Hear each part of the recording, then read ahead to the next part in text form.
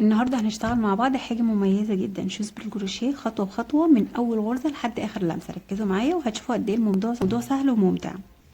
بالنسبه للادوات اللي احنا هنحتاجها، هنحتاج مقص وابره مقاس 2.5. طبعا انا هشتغل هنا بخيط ابيض. طبعا انتوا بالنسبه للمقاس بتاع الابره بتاعكم بتبصي على التعليمات بتاعه الخيط من خلف من هنا، وبتقدري تشوفي مقاس الابره اللي هتشتغلي بالكروشيه ومقاس الابره اللي هتشتغلي بالتريكو. طبعا لو انت ما عندكيش نفس المقاس بتجيبي مقاسي اقل بنص درجه، درجه بالكتير، اقل من كده ما ينفعش عشان شكل الشغل معاكي ما يبص.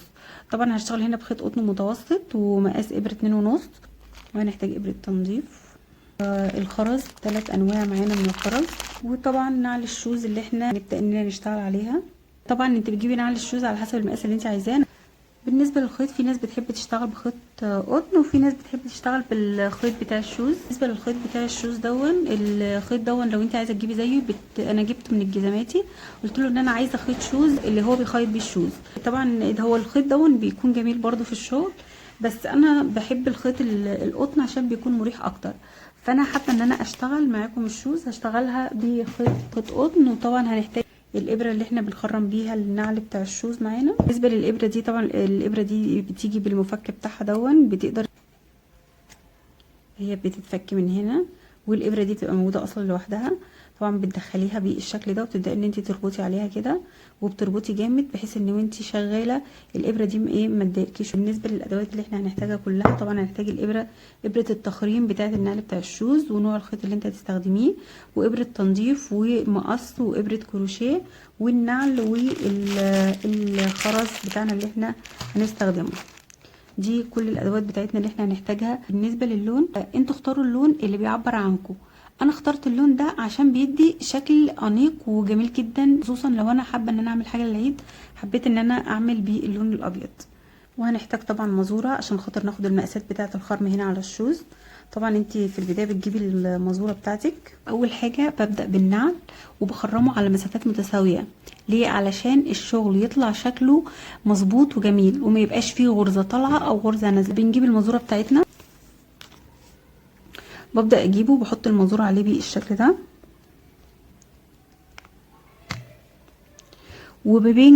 بخلي بين كل فتحه هخرمها والتانية بخلي سنتي، بين كل فتحة والتانية سنتي بالشكل ده. طبعا انت بتعلمي الشوز كلها، بتخلي فيه سنتي بين كل فتحة والتانية بالشكل ده. انا هنا معايا اللون واضح وشايفاه كويس جدا. انا مش عارفة هو اللون باين معاكم في الفيديو ولا لا، بس انا هنا تمام، انا قادرة ان انا اشوف الصورة. لا طيب، لو انت بتخرمي وكده بتشوفي برضو اي لون يكون تقدري ان انت تشوفي بيه العلامات وانت بتعلمي. طبعا انا هنا بين كل فتحه والتانيه حاطه سنتي اهو بالشكل ده.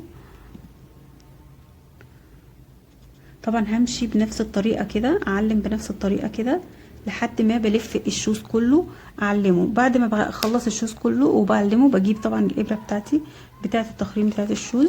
طبعا الابره دي اسمها ابره الخياطه اللي انا بخيط بيها الشوز، بتروح عند اي جزماتي وبتجيبوا منه الابره دي. طبعا هنا وانا شغاله عندي جزء طري من الشوز بالشكل ده، والجزء الناشف اللي تحتيه هبدا ان انا اخرم فيه الجزء الناشف، لان لو بدات ان انا اخرم بالجزء الطري ممكن يتكسر منك وانت شغاله، وطبعا احنا مش عايزين كده. فباجي عند كل علامه من العلامات اللي انا علمتها، وباجي عند الجزء اللي فوق العلوي من الجزء الخشن بتاع العلامه اللي هنا، وببدا ان انا اقف عند الجزء العلوي وابدا ان انا اخرم الشوز بتاعتي بالشكل ده كده. كده انا تمام بالشكل ده كده. طبعا اخد بالي وانا شغاله وبخرم ان انا اخرم عند الجزء العلوي بتاعي بالشكل ده، عشان الاخرام كلها تبقى على مسافات متساويه متباعده وتكون قد بعضها وفي مكان واحد.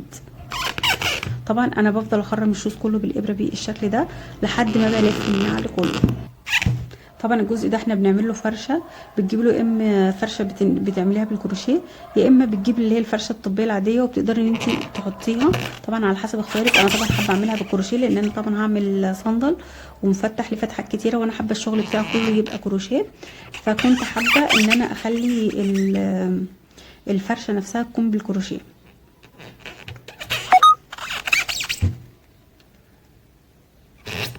زي ما انتم شايفين كده بالشكل ده.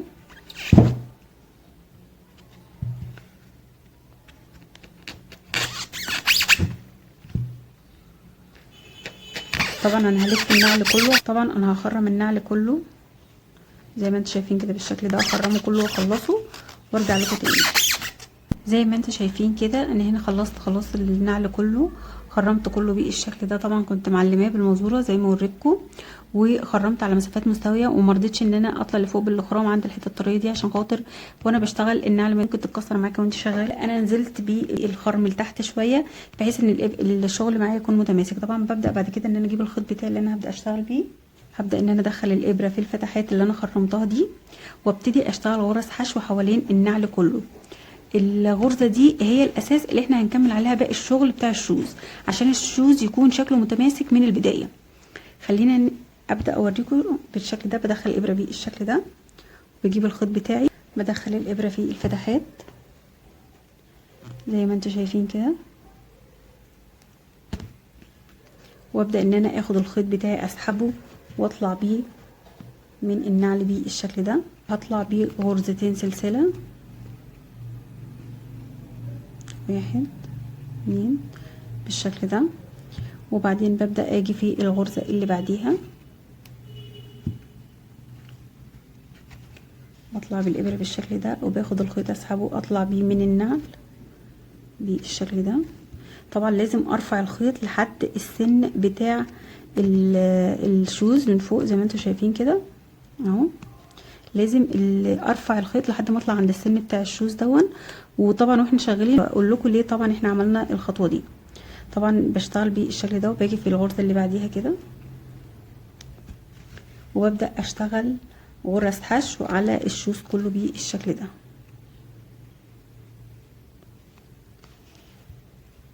بدخل في كل غرزة بالشكل ده، باخد الخيط اسحبه واطلع بيه،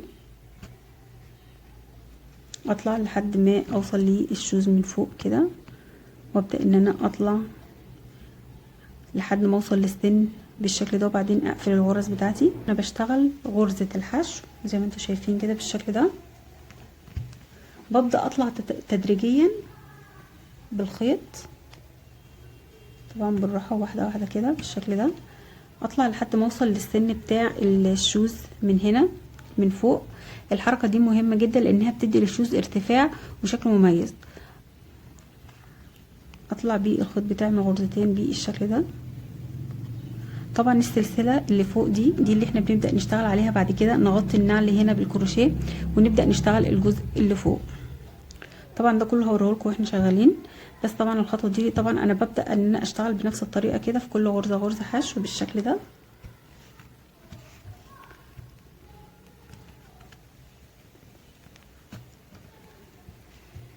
وبطلع تدريجيا بالخيط لحد ما اجي عند السن بتاع الشوز من فوق بالشكل ده كده، واطلع من الغرزتين. طبعا بفضل شغاله بنفس الطريقه لحد ما بلف الشوز بتاعي كله. بدخل في كل غرزه بالشكل ده، تطلع الابره من الناحيه التانية، باخد الخيط اسحبه اطلع بيه من الشوز بالشكل ده. طبعا ارفع الخيط لحد ما اوصل للسن بتاع الشوز من فوق، وبعدين اطلع من الغرزتين بالشكل ده. طبعا في ناس ممكن تشتغل في الغرزه في الفتحه الواحده ممكن يشتغلوا 2 غرزه حشو، وفي ناس بتشتغل 3 غرزه حشو. بس كده كده سواء اشتغلت هنا 2 غرزه حشو او 3 غرزه حشو، كده كده وانت طالعه بالشغل بيبقى الاحسن ان انت تشتغلي غرزه واحده وتزودي وانت طالعه بعدين، علشان الشغل ما يطلعش منك باكبر من حجم. يعني ممكن لو انا جيت هنا اشتغلت 3 غرزه حشو في كل فتحه بالشكل ده، ممكن طبعا ده هيديكي غرز زياده وانت شغاله الشكل بعد كده، ممكن المقاس يوسع معاكي فيبقى النعل بمقاس والشغل فوق بمقاس تاني. فانا ده طبعا الطريقه دي انا مش حباها، فانا هنا حابه ان انا اخد في كل غرزه غرزه حشو، والزياده دي انا بطلع بيها على حسب المقاس اللي انا عايزاه بعدين، عشان المقاس ما يديش معايا بشغل بمقاس اكبر من المقاس اللي انا عايزاه. هدخل في كل غرزه بالشكل ده، باخد الخيط اسحبه اطلع بيه لحد بوصل للسن بتاع الشوز من فوق من هنا، وببدأ ان انا اقفلها بالشكل ده. بدخل في كل غرزة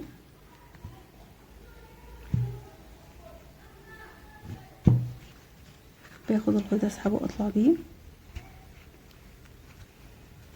وبلف الخيط على الابره وبطلع من الغرزتين.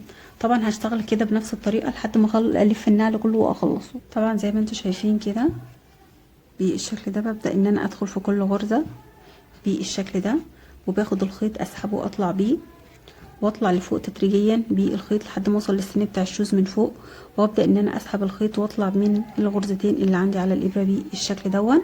طبعا انا ليه برتفع؟ عشان الارتفاع دون هيدي شكل مميز للغرز لما ابدا اشتغل بعد كده. كل غرزه هنا معانا بتفرق في الشغل وبتخلي النتيجه بتشوز بتبان في الاخر متماسكه. فهنبدا اننا نخش في الغرزه اللي بعديها بالشكل ده، ناخد الخيط نسحبه ونطلع بيه غرزتين على الابره اهم، باخد الخيط اسحبه اطلع لفوق تدريجيا، وبعدين ببدا ان انا اسحب الخيط من الغرزتين بالشكل ده. طبعا بيبقى المسافات متساويه بين كل غرزه والتانيه. طبعا بفضل اشتغل في كل غرزه منهم غرزه حشو زي ما انا شغاله كده لحد ما بلف الشوز كله. انا كده وصلت لنهايه الصف اللي كل غرزه حشو زي ما انتم شايفين بالشكل ده. اشتغل اخر 3 غرز زي ما انتم شايفين كده، وبعدين نبدا ان نقفل الصف بتاعنا.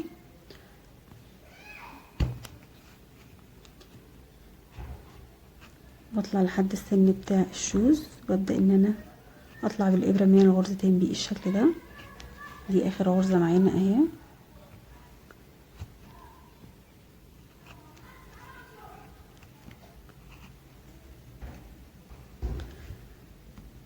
باخد غرزه سلسله وباجي عند اخر غرزه اللي هي دي وباخد غرزه منزلقه.